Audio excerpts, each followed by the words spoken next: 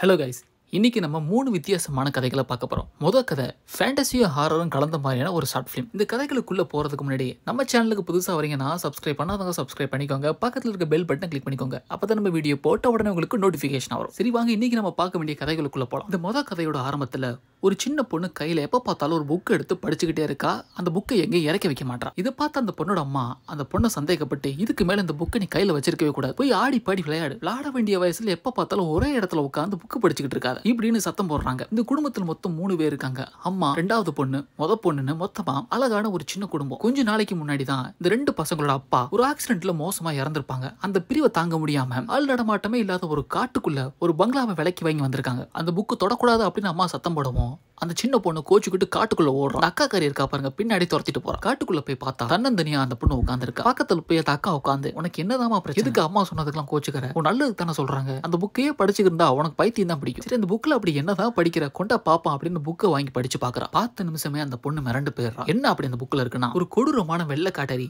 சின்ன பசங்களோட கைகாலெல்லாம் பிச்சு சாப்பிட்டுக்கிட்டு இருக்கா. அந்த மாதிரி படங்களை அந்த புக்கில் வரைஞ்சு வச்சிருக்காங்க. அம்மா உன திட்டினல தப்பே இல்லை, இந்த மாதிரி புக் எல்லாமா படிக்கிறது, இந்த புக்கு உனக்கு எப்படி கிடைச்சிச்சு, இதுக்கு மேல நீ இந்த புக்கை படிக்க கூடாது, வாயை மூடிட்டு என் பின்னாடியே வா, வீட்டுக்கு போலாம் அப்படின்னு சத்தம் போட்டுட்டு அக்கா காரி காதுல ஹெட்செட்டை மாட்டிட்டு நடந்து போய்கிட்டே இருக்கா. இந்த சின்ன பொண்ணு பின்னாடி வராளா இல்லையான்னு கூட பார்க்கல. இப்படி காதுல ஹெட்செட்டை மாட்டிட்டு காட்டுக்குள்ள போய்கிட்டு இருக்கும்போது காலான யாரோ வரிசையா வட்டமா நட்டு வச்ச மாதிரி ஒரு வட்டம் இருக்கு. அந்த வட்டத்துக்குள்ள காலை வச்சிடறா. அந்த வட்டத்துக்குள்ள போய் பார்த்தா அந்த வெள்ளை காட்டேரி அப்படி சிரிச்சுக்கிட்டே அவளை மயக்கி வசியப்படுத்தி இந்த பெரிய பொண்ணு எங்க இருக்கான்றதையே மறக்க வச்சிடறா. திடீர்னு யாரோ இந்த பொண்ணோட வலது கையை கடிச்சு ரத்தத்தை உரியிற மாதிரி வலிக்க ஆரம்பிக்குது. என்னடான்னு பார்த்தா அந்த வெள்ளை காட்டேரி இவ கையை கடிச்சு கொஞ்சம் கொஞ்சமா இவளை சாப்பிட்டுக்கிட்டு இருக்கா. அதுக்கப்புறம் தான் இந்த பொண்ணுக்கு சுயநினைவே வருது. உடனே அந்த ரத்த காட்டேரி தள்ளி விட்டுட்டு அந்த வட்டத்தை விட்டு வெளியே போலான்னு பார்த்தா வெளியே போக முடியல. அது ஒரு மந்திர கட்டு. அக்காவை தேடி சின்ன பொண்ணு அந்த மந்திர வட்டத்துக்குள்ள வர்ற மாதிரி வரா. இதை பார்த்த உடனே அக்கா தான் பண்ண இந்த தப்ப அந்த சின்ன பொண்ணு பண்ணிடக்கூடாது அப்படின்னு அந்த பொண்ணை காப்பாத்துறதுக்காக வேகமா ஓடி போய் மந்திர கட்டெல்லாம் தாண்டி அந்த பொண்ணை கீழே தள்ளி விடுறான். அந்த மந்திர வட்டத்தை தாண்டி அந்த ரத்த காட்டேரியால வெளியே வர முடியாது போல. லாபகமா கிடைச்ச அந்த பொண்ணை மிஸ் பண்ணிட்டோமே அப்படின்னு ரத்த காட்டேரி வெறியோட அந்த பொண்ணை பார்த்துக்கிட்டு இருக்கு. இதுக்கு மேல இந்த இடத்துல இருக்கிறது ஆபத்து அப்படின்னு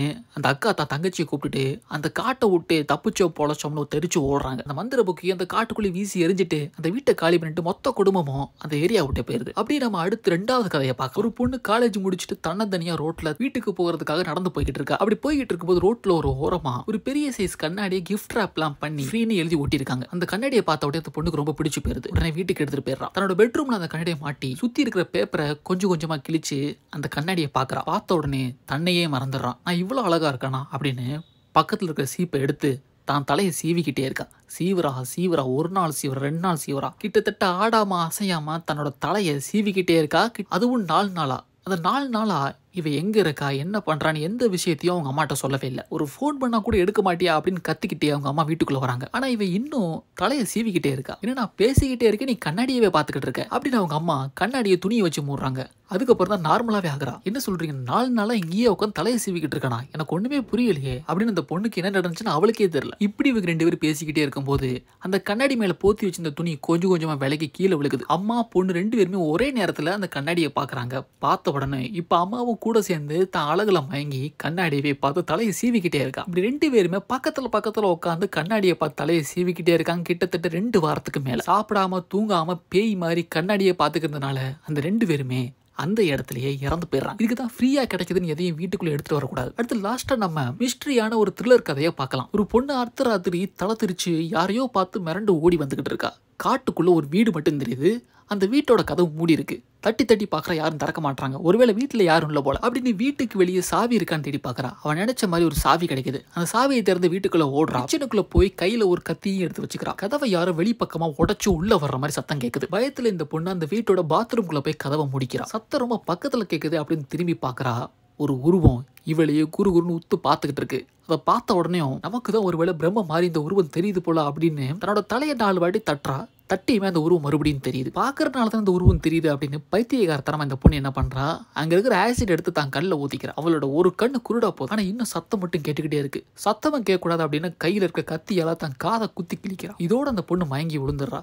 மறுநாள் காலையில அந்த வீட்டோட ஹவுஸ் ஓனர் பார்த்து கொடுத்து வீட்டில் தங்க வச்சிருக்காங்க. இந்த பொண்ணு கிட்ட நடந்தது என்ன அப்படின்னு மெதுவாக கேட்டு தெரிஞ்சுக்கிறாங்க. தன்னோட கண்ணுக்கு மட்டும் ஒரு உருவம் தெரியுதா இந்த பொண்ணு சொல்றா. இந்த பொண்ணு சொல்றதா அந்த அம்மா நம்ப மாட்டாங்க. ஒருவேளை இந்த பொண்ணு பைத்தியமா இருப்பா போல அப்படின்னு டாக்டருக்கு ஃபோன் பண்றாங்க. அந்த கேப்ல இந்த பொண்ணு மட்டும் தனியா இருக்கா.